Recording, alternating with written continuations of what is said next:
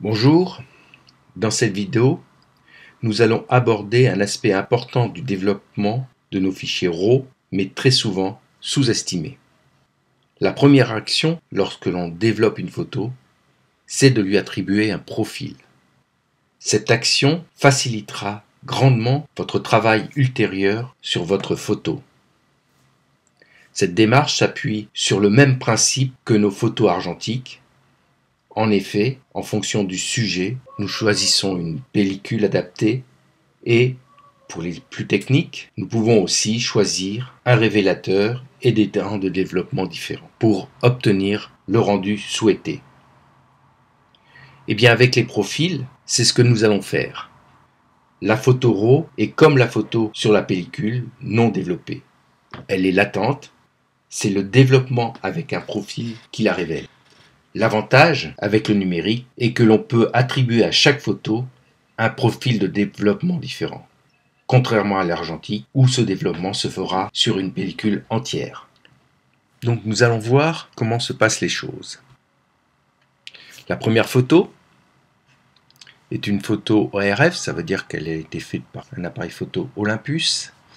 Et dans le menu développement, si j'ouvre les réglages de base, tout de suite, on voit la première action, c'est profil.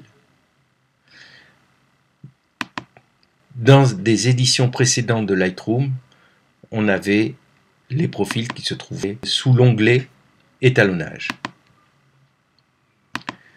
Donc je reviens sur mon profil et quand on importe les photos, si on ne lui demande pas un autre profil, Lightroom va choisir Adobe Couleur.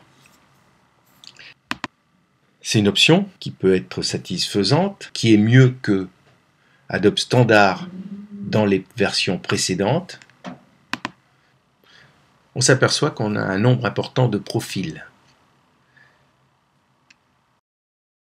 Je ferme pour mieux voir les choses.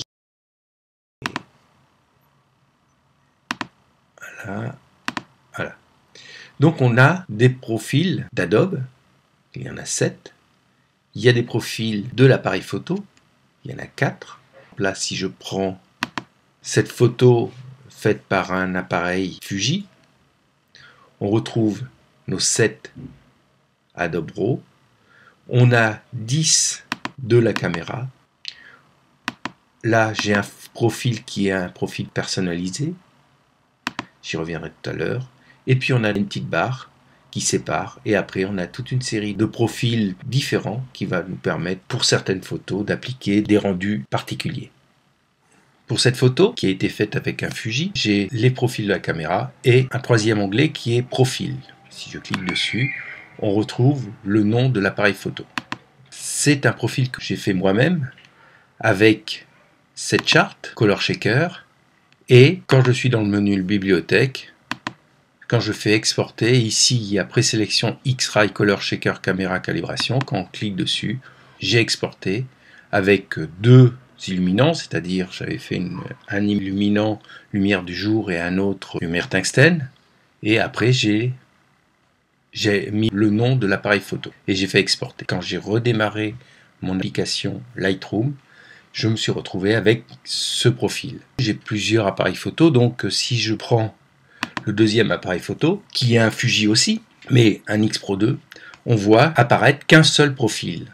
Et si je fais la troisième photo, qui est faite aussi par un Fuji, on voit aussi apparaître qu'un seul profil, celui de l'appareil photo. Ce qui veut dire que à chaque fois qu'on fait un profil avec un appareil photo, la photo, elle va appeler juste ce profil-là et pas un autre. Donc je reviens sur cette photo-là. Pour ce qui est des profils de caméra, vous voyez, Fuji, pour cet appareil-là, a toute une série de profils.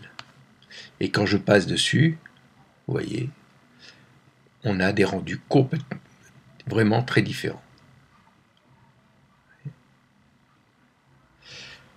Je suis sur celui-là, on voit que les profils caméra, il y en a encore un petit peu plus.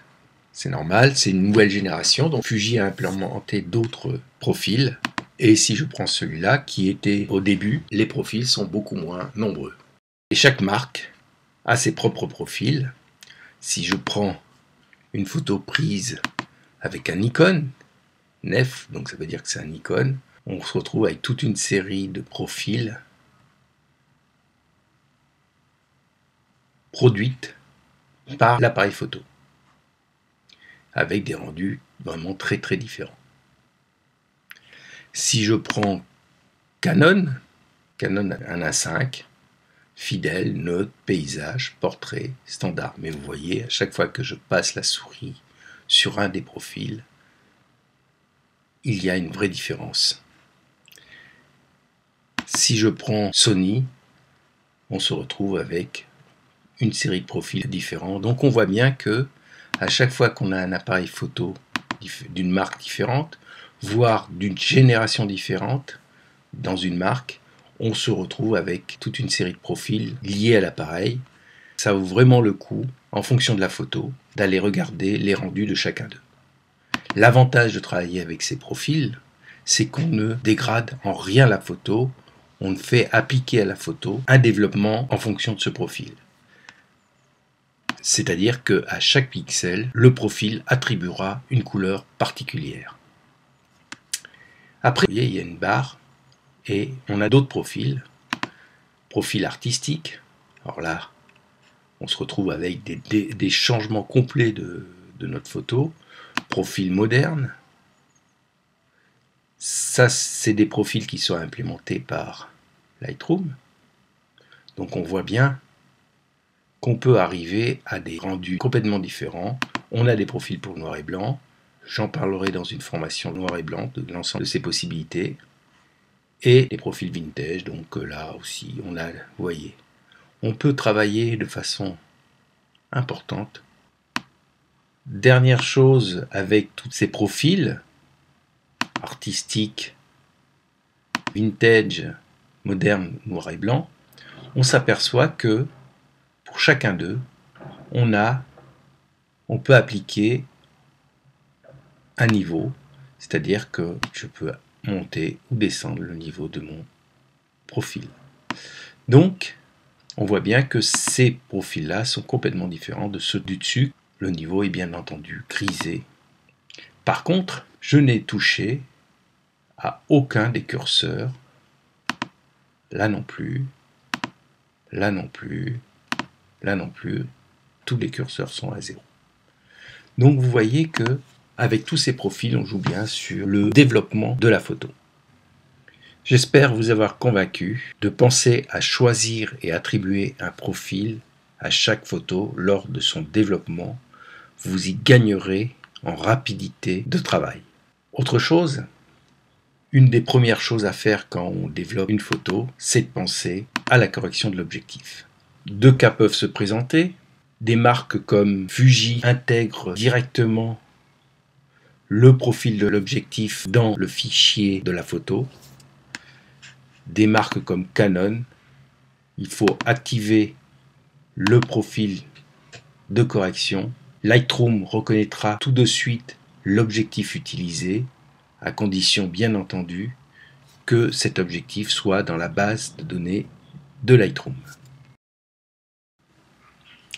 Après avoir fait ces deux opérations, profil et correction de l'objectif, on pourra s'attaquer à la correction globale de la photo avec les curseurs et les corrections locales qui se trouvent ici.